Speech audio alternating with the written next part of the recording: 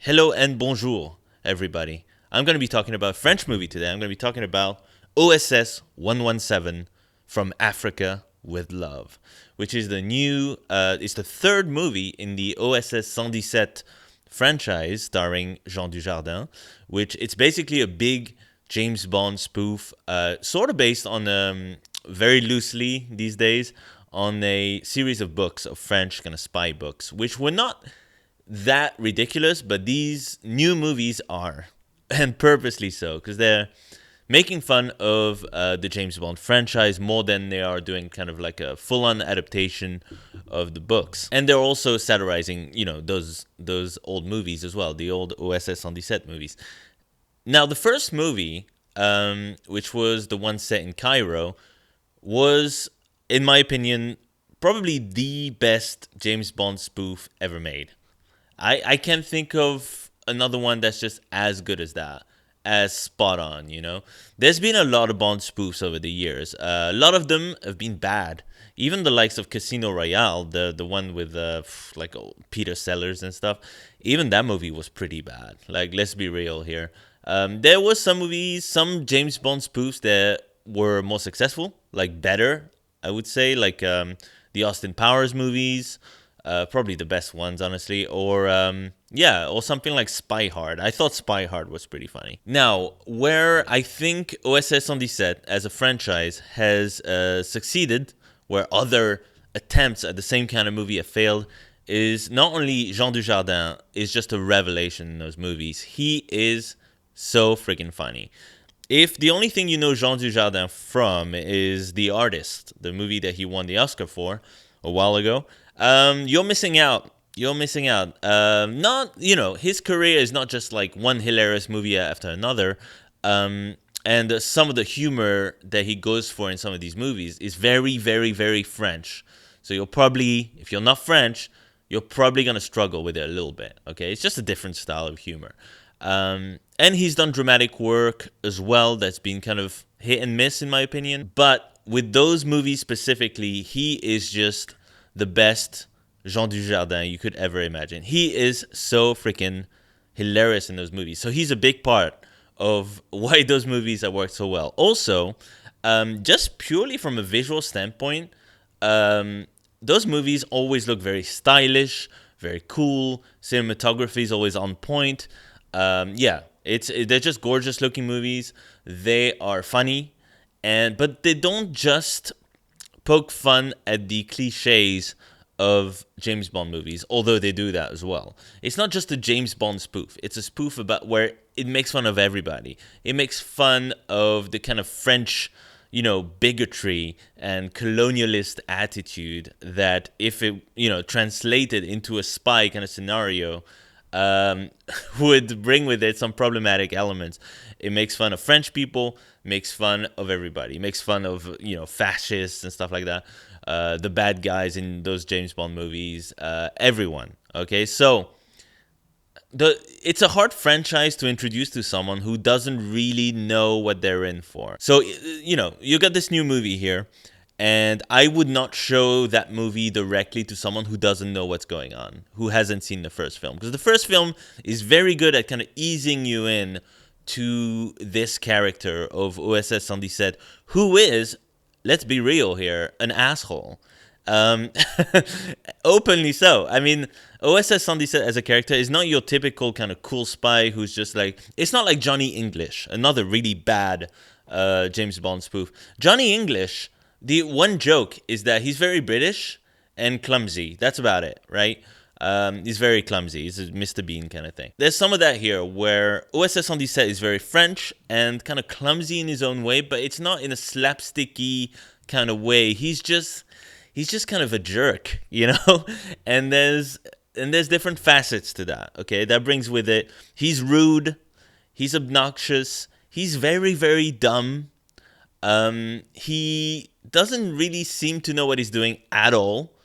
But at the same time, he's a force of nature. He's very good at the physical fighting aspect of it. He's very good at charming those ladies and stuff, at least initially, until they see that there's not much going on in there. He's also a bigot.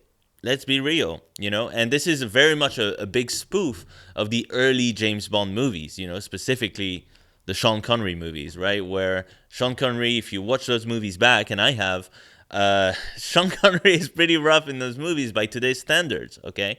But obviously, this is the kind of 60s spy movie thing, and it hasn't aged very well, and this movie pokes a lot of fun at that, where there's people around OSS on the set who wonder, like, how is this guy a spy? But, of course, he comes out on top at the end, whether it's accidentally or not. The best movie for that, to illustrate that, is in the second movie. He's basically on the mission. He thinks he's on holiday, pretty much. He's not really, like, an active player in the mission. He's just kind of along for the ride kind of thing. And then he does something accidentally near the end and then solves the case kind of thing. He's a lot more active in the first movie, and he's a lot more... well, in this movie, he starts off basically as a sidekick. And then he's kind of, like in the second movie, he's kind of flowing by, not really knowing what's going on, kind of piecing things together very, very slowly. And then at the end, he's a more active player in the story. But let's start over. I was worried about this movie, okay? The first OSS on the Set movie was excellent. Just kind of a masterpiece of just spoof in general, okay? The second movie was slightly less good in that the humor was more awkward. There was more of an awkward tone to the humor, and so it was a slightly different than the first movie. It was still very funny, though. It just needed a little bit more oomph, that second movie. This third movie, I was worried about. Because I didn't hear much about it, going into it.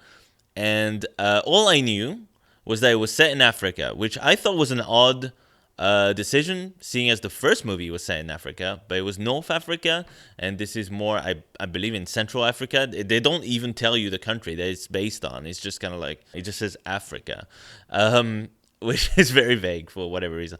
I was worried about that, the fact that this is not going to feel too different. I would have imagined that it would have been set somewhere completely different, like Russia or China or in the US, in America. I don't know.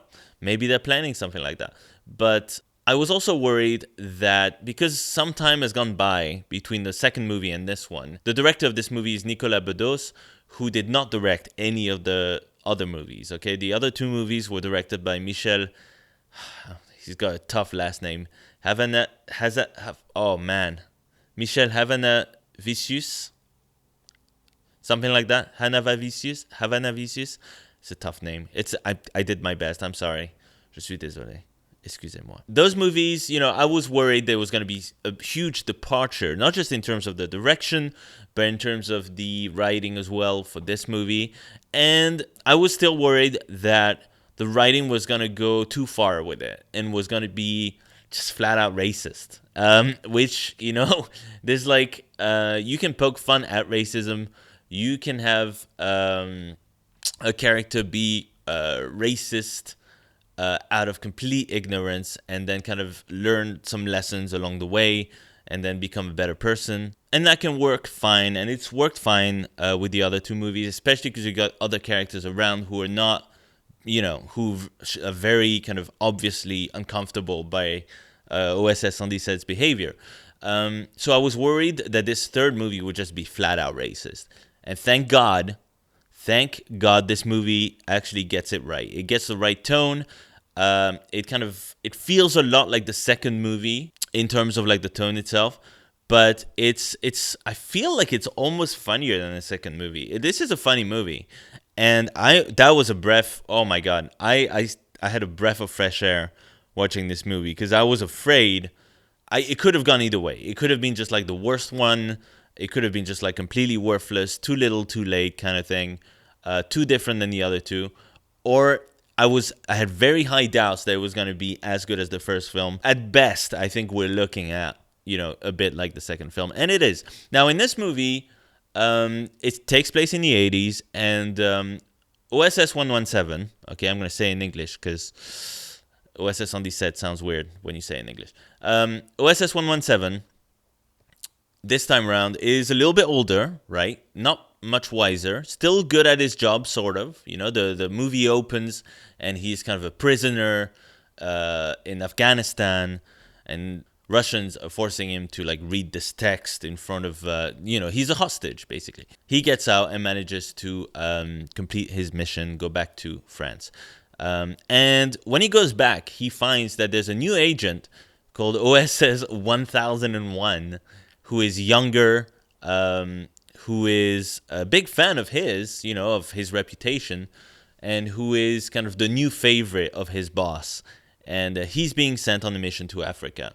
Meanwhile, OSS 117, since he's a bit older, has been kind of relegated to doing IT, to having to learn computers, kind of working an office job, basically. He doesn't really think about it. It doesn't seem like it's really sunk in that he's been not demoted, but yeah, he's been given a less exciting job. But I thought that was the first kind of big surprise of the movie for me. I thought they were going to do the obvious joke of, oh, he can't work a computer, he's really bad at it, he's completely lost the whole time, and then he kind of I thought they were going to do it so that he forces his way into the mission somehow.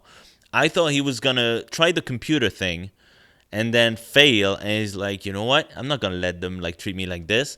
And then he would go to Africa anyway, and he would be on kind of a rogue mission type of deal without the approval of his boss. And he would actually mess up the mission that's going on over there. And that sort of happens, but not quite. What actually happens is far more interesting. It's he does start to fumble a little bit at the IT job, but then he picks it up. He picks it up pretty fast, and he goes from like typing like this on the computer to actually like being really good, and he becomes good at IT. And it kind of tells you everything you need to know about this character, where he is dumb and he is completely out of touch with everything, but he's not incapable of learning. He is not without talent. There is something about him that is just charming and impressive. He's not a lost cause. So basically, he gets sent on the mission by his boss to go to Africa and find that agent that has disappeared. Okay, so that's his mission. So he goes to find him. He goes to Africa, and and he's been told, basically, not in so many words, to not be as racist as usual.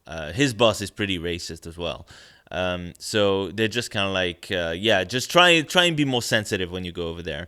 And obviously, because he's not used to that, he kind of overdoes it a little bit in a very unconvincing way. And then when he meets someone else that he thinks is racist, he goes like, he kind of reveals himself, and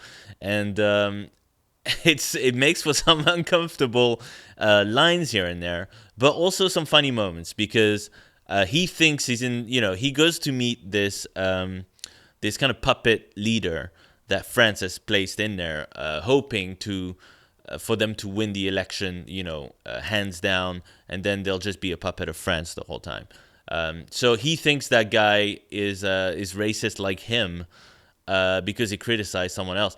But then he finds out very quickly that, you know what, maybe I'm out of touch once again. Maybe I don't really know what I'm doing here.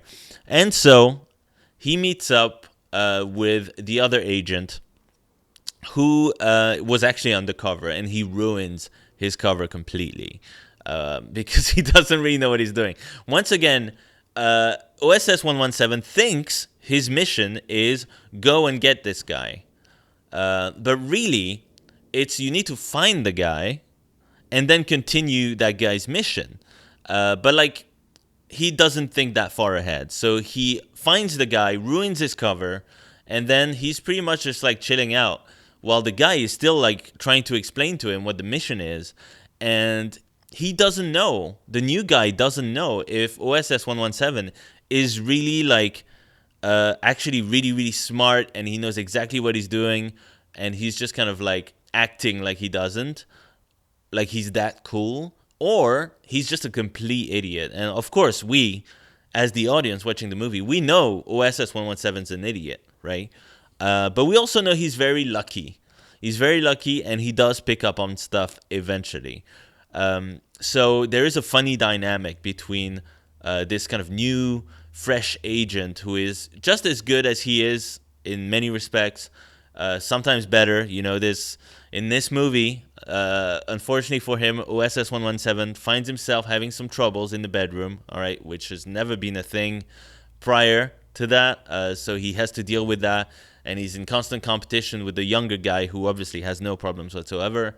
So this is kind of a new thing for him to deal with mentally, and he doesn't have cool like high-tech gadgets. All his gadgets and his car are kind of like really, really old-fashioned, but the younger guy has these cool new things like radars and stuff. So there's a funny dynamic between them.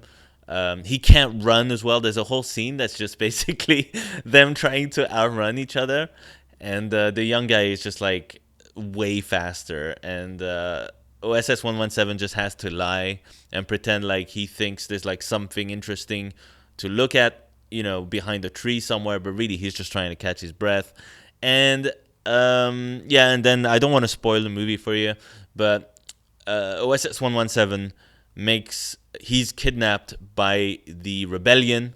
There's this lady who is the wife of the potential new leader, who is actually part of the rebellion, and she's trying to get OSS 117 on her side and try and take down this leader who's clearly going to be a puppet leader, but he's going to abuse his power, obviously, right? Like, this guy is not going to be fair to his people. This guy is just he's not even going to be like working with France, really. As soon as France places him as leader, he's going to do whatever the hell he wants, okay? So she's trying to get OSS 117 on her side. Not as easy as she thinks it is. And then I'm not going to tell you what happens at the end, but it's not quite what you'd expect. This is a very funny movie. It looks nice. It doesn't look as good as the first film. I feel like the second movie stylistically was more successful in capturing the right look. I think like this movie tries a little bit to get kind of the 80s look, but it doesn't quite get there. There is something a little bit missing from this movie, just like in the last movie there was something missing as well. The last movie, what it was missing was different. It was lacking some big laughs. Some more kind of consistent laughs. This movie has the laughs. I think it's lacking two things. It's lacking kind of like more of an 80s vibe to it, and it's lacking one big visual gag. I think it's lacking one big iconic sequence. Like in the first movie, there is a sequence where OSS 117 goes into this restaurant, and he's kind of undercover kind of thing, and he starts playing the guitar or mandolin or whatever that instrument was, and he starts singing, and it's an iconic sequence for this franchise where he starts singing this song, and he makes like a whole show of it. Iconic moment. You get some of that in the second film, towards the end where he's dressed like Robin Hood.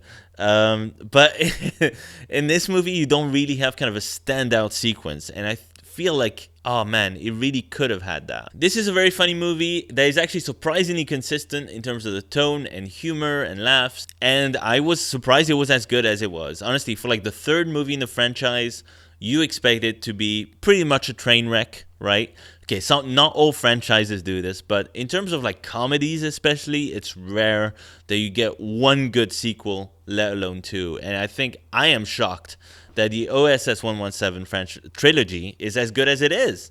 Because you get some movies where it's just like, you got Meet the Parents, for example.